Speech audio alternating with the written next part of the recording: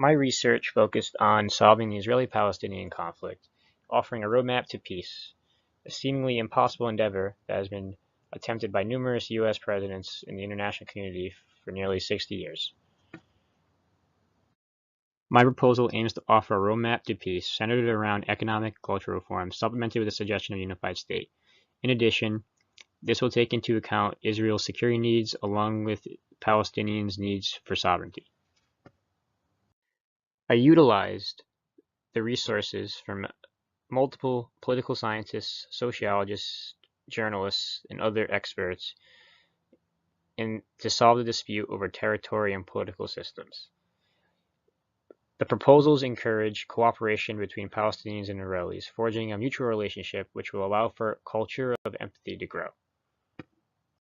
The safety and security of Jews in Israel is vital. Israel serves as a model of democracy in a region otherwise dominated by authoritarianism. Palestinians are notoriously impoverished, shunned from prosperity occurring in Israel. And as a result, radicalism can become very attractive. It is important to understand the rifts that exist between the groups and their roots in order to bring the two sides together in a trustworthy fashion. The sources I use allowed me to understand the power dynamic shaping the conflict, particularly the distinct Israeli economic and political advantages. As a result, my findings offered rationale to improve the Palestinian economic situation through cooperation between Israel and Palestine, which will help lower the attractiveness of radical political movements through increasing empathy toward each other. In 1917, the Balfour Declaration committed the United Kingdom to a Jewish state. This was a part of a string of contradicting agreements between the UK and regional powers. The British Mandate was awarded to the UK by the League of Nations after the collapse of the Ottoman Empire. The purpose of this was to promote the Jewish state in Palestine and prepare for the region for self-governance. Life in Mandate Palestine was divided between Arabs and Jews. This will be a central theme throughout my research. Both groups lived in separate competing societies. This division helped lead to the Arab Revolt in 1936, which was also spurred by heavy Jewish immigration into Palestine. This conflict was between Arab and Jewish nationalists. This led to the publishing of the Peel Commission report, which endorsed the establishment of two separate Jewish and Arab states, which was rejected by the Arabs and endorsed by the Jews. The UN General Assembly recognized the end of the British Mandate in 1947, and Israel declared independence a year later. The First Intifada in 1987 was a campaign of resistance of young Palestinians. This campaign would last until 1993, when the Oslo Accords ended this conflict. The IDF embraced oppressive tactics to quell unrest, highlighting the Palestinian struggle to the international community.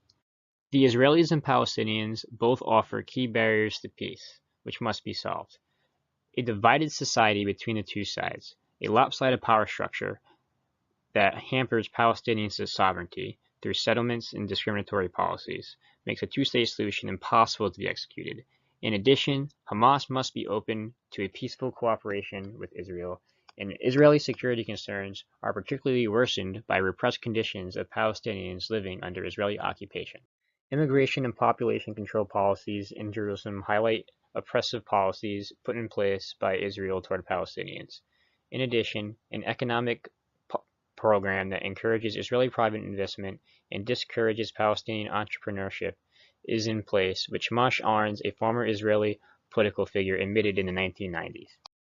Empathy is required for a healthy political culture, and this does not exist in Israel and Palestine, which proves to be the most difficult barrier to peace, along with the younger Israeli resistance to normalization. A Politics of Empathy by Naomi Head analyzed empathetic interactions between grassroots organizations and civil society between Israel and the West Bank, which has been systemically discouraged since the British Mandate. Her findings led to the conclusion that historical events shape political identity, and complex boundaries are difficult to break in complicated political societies such as Israel and Palestinian occupied territories. The Israeli political class must acknowledge the shortcomings of their policies and reform them because they are oppressive, and they discourage cultural, political, and economic cooperation between the two sides. This will stimulate an environment that creates opportunity for civic organizations to foster and promote positive relationships between Israelis and Palestinians, which will also lead to improved economic cooperation. The Mennonite Central Committee and Canada intervened in the Palestinian-Israeli conflict, aiming to solve it through religious bridge building, forming relationships between the two sides. American organizations could help spearhead this religious cooperation through cultural exchanges with Jewish, Christian, and Islamic communities in the region. This will encourage cooperation to prevent further conflict and support relationships. Johan Galtung, a Norwegian sociologist, encourages Israel to invest its renewable energy technology in Palestine, to encourage investment in research and technology, which will allow for the mutual benefit of both sides from natural resources, promoting diplomacy and a stabilized relationship. Muslims, Jews, and Christians all have vital cultural connections to Palestine. An all-Arab or all-Jewish state in Palestine is not feasible in the 21st century and arguably wasn't in the first place. Zionism should be sympathized with. However, the proposal would seize the Jewish state due to Arab population growth in the region. Palestine is a diverse society, not encouraging for a nation centered around one identity. Each proposal analyzed will effectively create a joint state. Matthias Mossberg's solution is called the parallel state. This will create one central institution with the Jewish and Arab sub-states. The Jewish sub-state will be located in Tel Aviv, while the Palestinian capital region will be located near Ramallah and Gaza. However, he offers no solution for Jerusalem. In addition, the physical barricades would be eliminated, and the free movement of Jews and Arabs would be encouraged throughout the region. Arabs and Jews would be allowed to retain their political and cultural institutions within their states. The unitary state democratic model would institute a Western European-style government in Israel and Palestine, uniting the two sides, providing a completely secular society. This will allow for a proportional representation, 45% representation for Jews, 45% representation for Arabs, and 10% representation for Christians. Jerusalem would be sanctioned by the United Nations, overseen by Judaic, Islamic, and Christian leaders, and no longer a property of Israel or Palestine. The systemic oppression of Palestinians is rooted in a culture of seclusion. It is vital for Palestinians, Israelis, and the international community to promote relationships between the two sides. The burden of peace falls on Israel, as their political and economic institutions provide huge disadvantages for Palestine. There is little the political institutions can do to foster human interaction between each side, except for providing examples through acting this way toward political counterparts. They must acknowledge their past injustices, as most Israelis trust their government's role in the process. Cooperation can be encouraged through ending invisible and visible political barriers, which include right to passage restrictions, discriminatory economic policies, and backward policies aimed at restricting Palestinian cultural development. This would improve Israeli security, making the environment less appealing for radicalism in Palestine.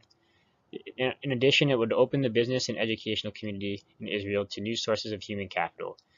Finally, the international community should focus on uniting the two sides instead of splitting them up. American organizations can play a huge role in this by forming relationships through faith-based bridge building, which will improve the relationship between the United States, Israel, and Palestine. The political solution can only be accomplished if previous reforms prove to be successful. In a globalized community, ethnic-centric states are obsolete. The two-state solution encourages further conflict and division. However, the parallel state model addresses each state's needs while promoting cooperation. This would end the Jewish state, as Arabs would eventually take over as a dominant group. The secular democratic unitary model is probably unrealistic, as it calls for complete secularization. However, its idea to create Jerusalem as a separate holy city not affiliated with either side could be paired with Mossberg's PSM plan to create an attractive political solution. It would be interesting to further study the legitimacy of my argument that the conflict isn't religious or territorial but cultural. In addition, it would be interesting to study whether improving the frayed social order will solve the power imbalance or just make it worse. Finally, it would be interesting to study Israel's ability to form partnerships with Arab neighbors whom share its interest in technology in order to create a more stable Middle Eastern political order.